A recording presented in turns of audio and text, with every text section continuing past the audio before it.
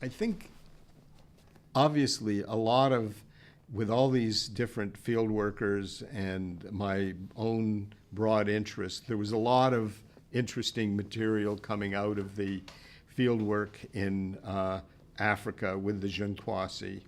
And one of the projects that I became quite interested in the 80s, after my monograph came out in '79, was I was approached by several different, or in the first instance by two different film entities. One was the CBC and the other was the BBC. And in the space of 3 years, I participated in two film projects, which I think is worth talking about.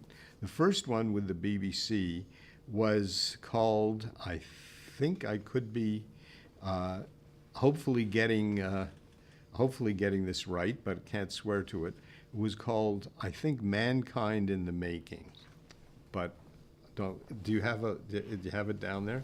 It was a BBC series. It was in the UK. It was 7 parts. When it was BBC North America, they re-edited it into 5 parts. So I think in the North American version, my contribution, I think, is about 50% of episode 3. And Richard Leakey, who's based in Kenya, and obviously the son of Mary and Louis Leakey, and himself a distinguished paleoanthropologist, was recruited by the BBC to do a film series which included travel to all the main locations where major fossil discoveries had been found, and where there was, hang on, I wonder what that, were major fossil discoveries. And they also said, why don't we go to the Kalahari, where Richard Lee is doing this research, and we can actually see the living hunter-gatherers. And by the 80s, things were beginning to change, but for example, the Jinkwasi, I'll talk about the name in a minute, the Jinkwasi had begun to experiment with agriculture. Botswana had become independent in 1966, and one of the first things that the new government of Botswana had done is come up to these remote areas and started distributing bags of seed, saying, we really want all these Bushmen, who they called RADs, remote area dwellers, we really want them to settle down. And so by way of encouragement, we're giving everybody a bag of seeds. And so that was starting them more on the road to accelerating their transition from hunters and gatherers to farmers and herders. However, the Jinkwasi that I worked with at Dobie were still doing most of their time was still in hunting and gathering. So when the BBC came along, they said, where shall we work? I said, well, we should go back to Dobie and find the people I worked with originally. And certainly for the purpose of filming, they will happily be recruited, and they're practicing skills that are still in daily use. So it's not like this is just for show, because they still are using bow and arrow for hunting and trapping, other trapping techniques. So they came, and Richard Leakey and I spent about 2 weeks together with the BBC film crew.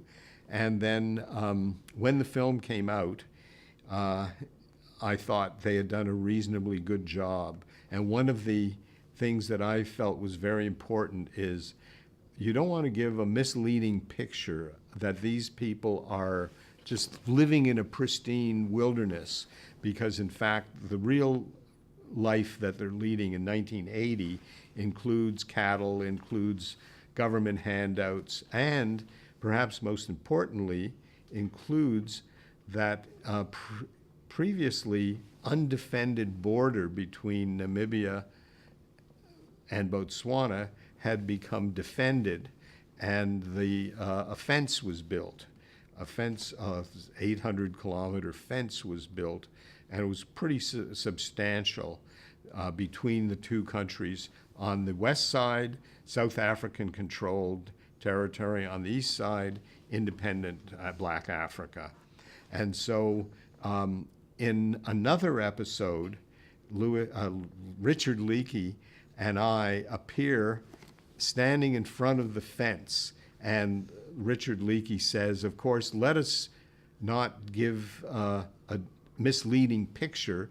This is the real world that the Bushmen of today are living in, and they're affected by the political economy, and they're affected by the wider world, and this fence is a pretty clear indication of it. And the fence was built by the South Africans to keep people from Black Africa from going back and forth, from which now had become an offense. But the South Africans deserve a certain amount of credit. Why? Because they, every 50 kilometers or so, they built steps. They built steps, so like metal steps. And from the Botswana side, you climb like 8 or 9 steps, you cross the fence and down 8 or 9 steps.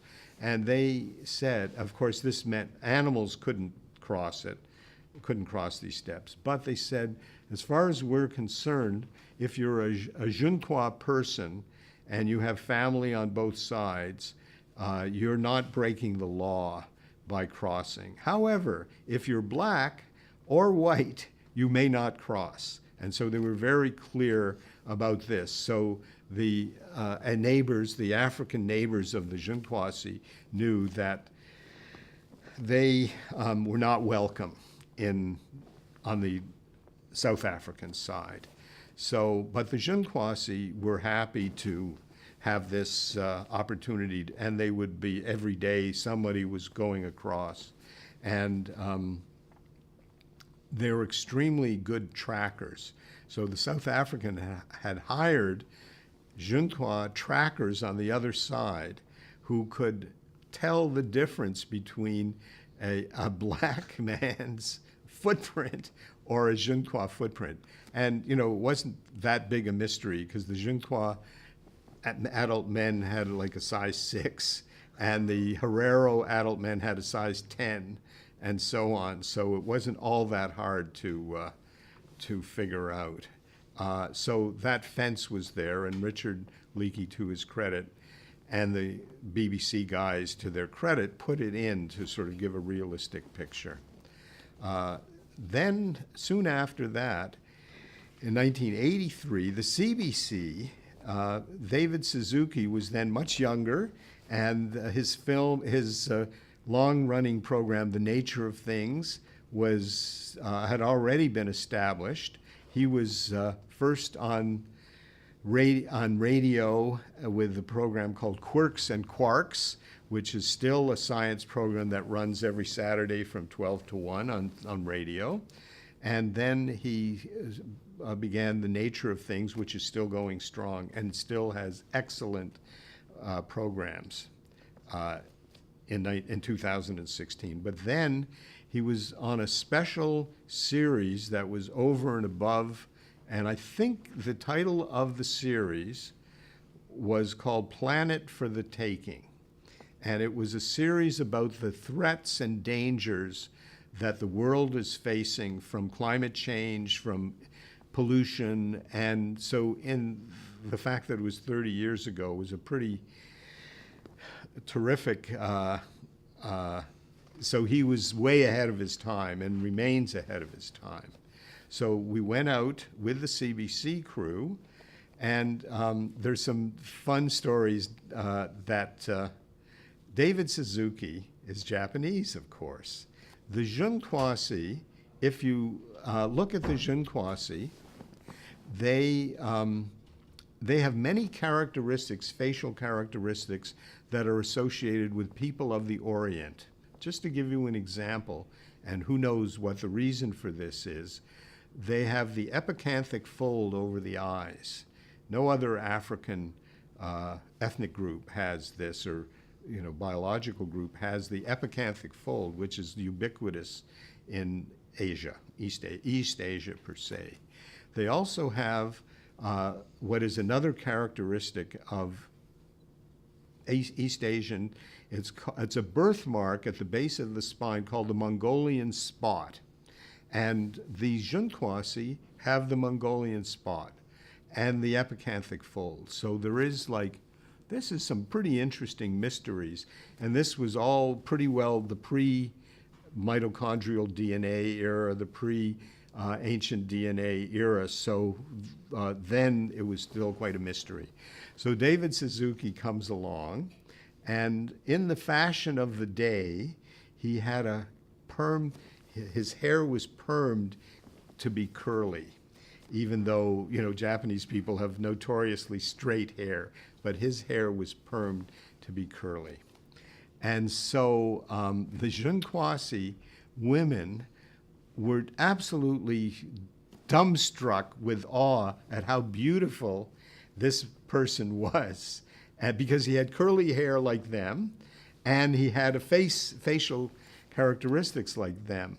So they were just kind of in awe of, and they commented to me, "Look how beautiful he is," and I think it was the perm that made the difference, because his hair was curly, and then soon after, I'm sure he gave that up, but they were really found him very attractive. So I was kind of intrigued at their aesthetics, the aesthetic sensibility, that they didn't find the same kind of beauty in other people, Europeans, for example. So David Suzuki came, and we did some of the same sequences that Richard Leakey's crew was interested in. We went out hunting, we followed the men in their tracking, we asked the people to organize a dance, and so we filmed some great footage of the dance by the flickering firelight and with some strategically placed lighting at night. And then some interesting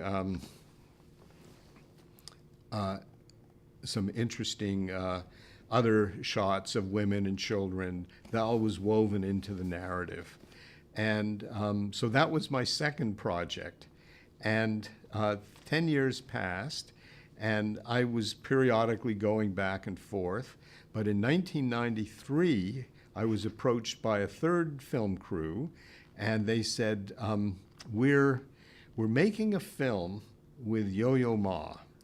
And we had proposed to him that we make a film and follow him on his concert tour, and maybe film him in Shanghai, and then film him in Melbourne, and then film him in Berlin, just to see what an international figure he is. But he said, what I really would like to do, if you want to make a film with me, I really want to go to the Kalahari Desert and see the Bushmen. And so they said, okay, that might be interesting. And then, of course, I had to know, what was it? Well, how did Yo-Yo Ma, who turned out to be an extremely personable individual on an individual basis, as you can imagine, he's a very warm guy. I said, what brought you to this? Here we are in the Kalahari Desert, we're going to make this film. I have to know what brought you here. And he said, it's very simple. I was a freshman at Harvard 20 years ago, And I had a professor named Irvin DeVore who taught introductory anthropology. And I'll never forget the day he pulled the bush baby out of his pocket and, you know, showed the class the bush baby. But then he talked at length about his work in the Kalahari Desert, and he talked at length about Richard Lee. And so ever since then I started my career as a cellist, and it's, you know, I'm booked years in advance. But to make this film, I specifically took the month of March out of my concert schedule, and I'm just devoting it to this trip. And so I said, well, I'd be delighted to, you know, show you around. And I should say that his first choice as a person to go with was Marjorie Shostak, who lived in Cambridge, and the families knew each other.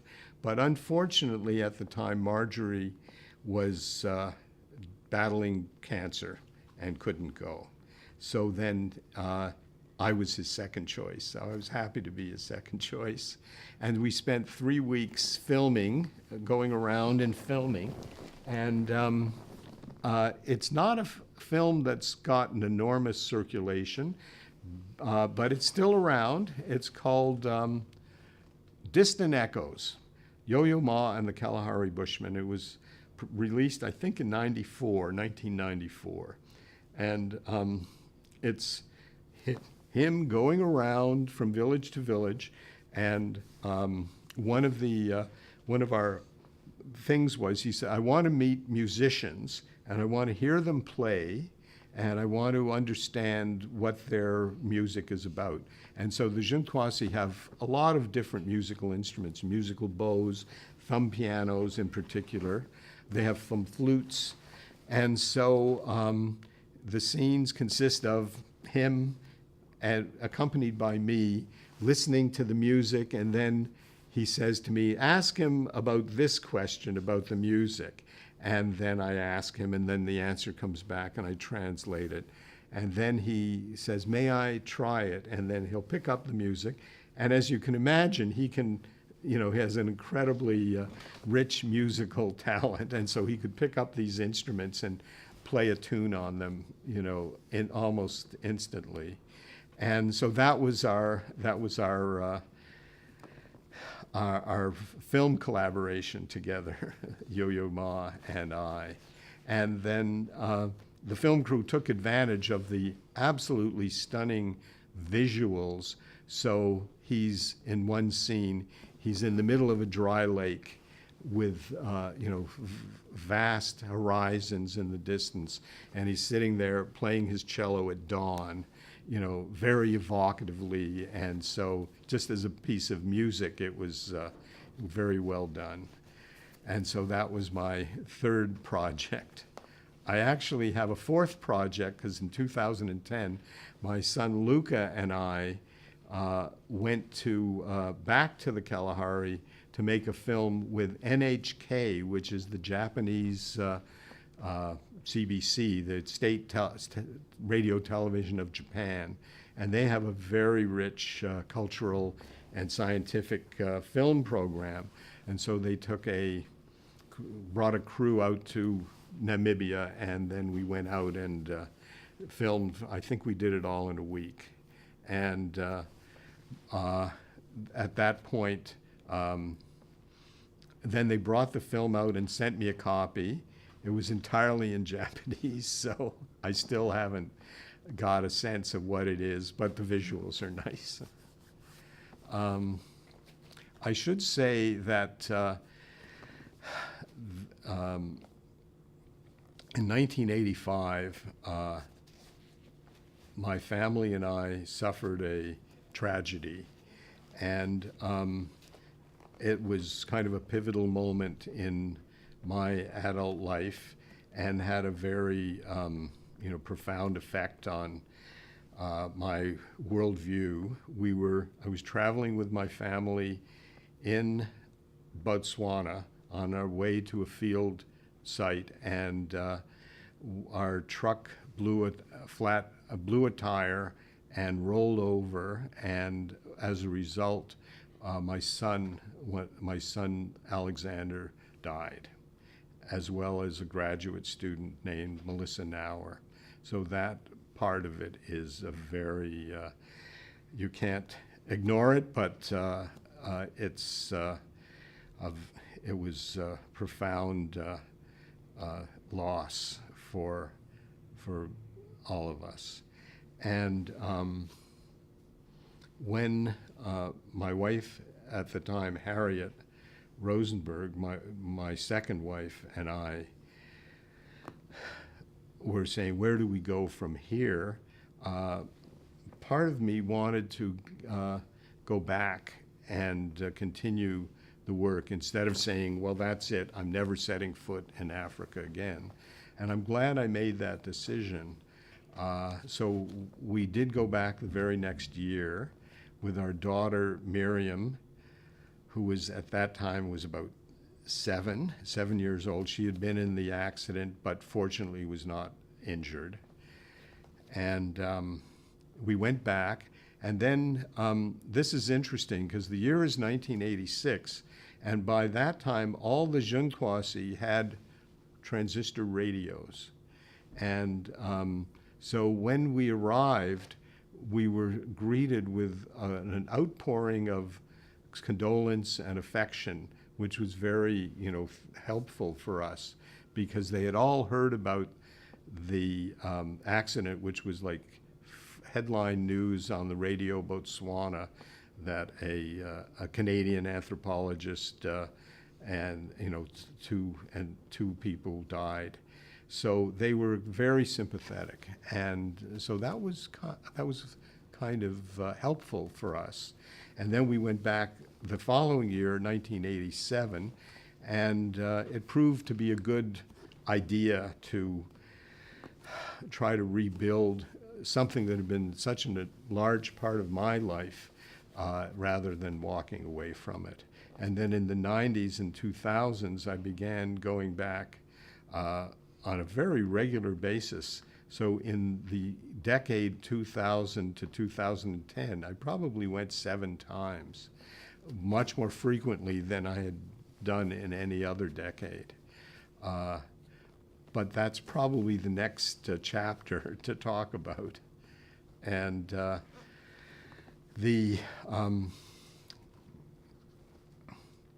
guess the next transition I'd like to talk about was in 1995, I had made the film in 93. It was 10 years after the accident, so our life was starting to get back to normal. And then I was approached by a colleague at Columbia University who was associated with the School of Public Health of Columbia, a famous school of public health. And this was Dr. Ida Susser. And she said, I'm involved in an AIDS project, and I wonder if you'd be interested in participating in an HIV/AIDS research and training project in Africa. And so at the time, I said, well, frankly, I know almost nothing about AIDS, but I have been going to Africa at that point for almost 30 years, or over 30 years, since I first went in 63, and this is 95. So I said, yes, I'd be interested in that. So in 1996, I started my almost second career as a medical anthropologist, even though I hadn't been ignorant of the health side, because I had worked with these doctors, Truswell and Hansen, on 2 different field trips. I was really a newcomer to the AIDS field.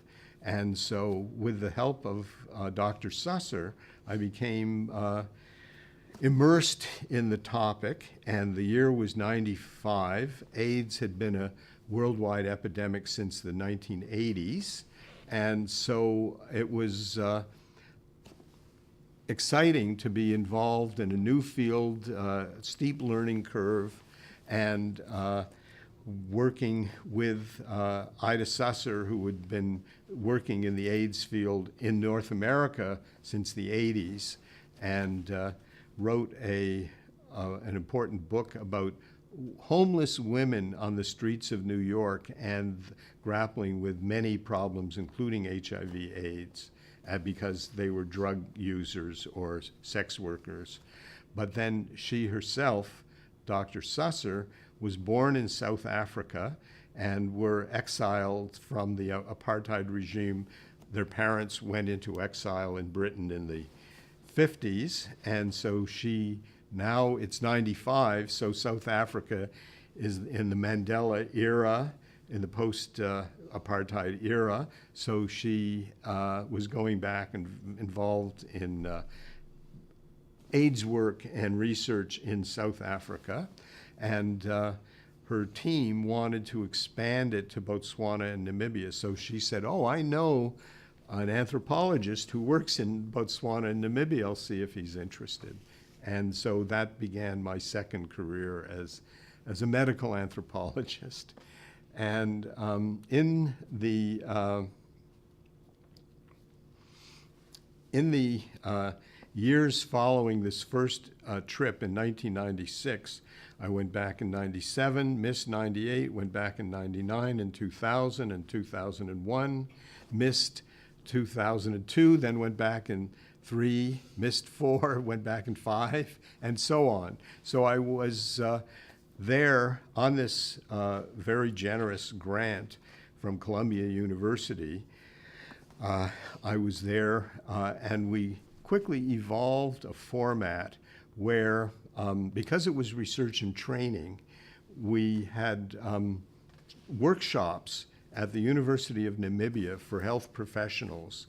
And so we would get guest speakers from South Africa and North America, would come to Windhoek, Namibia, and we'd have these 2-week workshops where health professionals, nurses, lecturers in the medical faculty, social workers, and some students, undergrads, would participate in this workshop where we taught research techniques and understanding the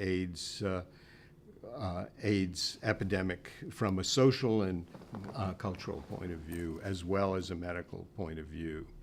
And then in 1999, I think it was 1997,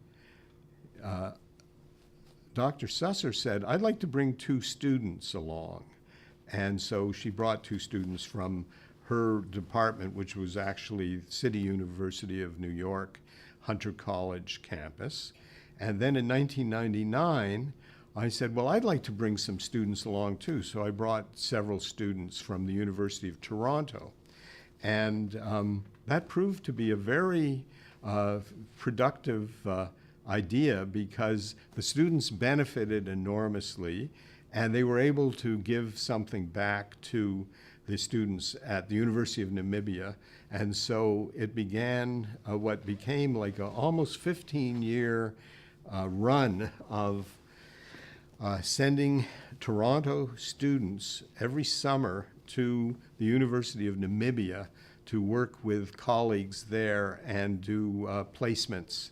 And so the first 5 years, we did research projects, joint research projects, and then it gradually evolved to what we call a service learning placement, where the students go out and are assigned to different agencies, clinics, women's associations, and then they're put to work at whatever the agency wants them to do. And it's turned out to be a pretty successful thing. I seem to be appreciated both at that end and our end. And our last cohort that we sent was in 2014.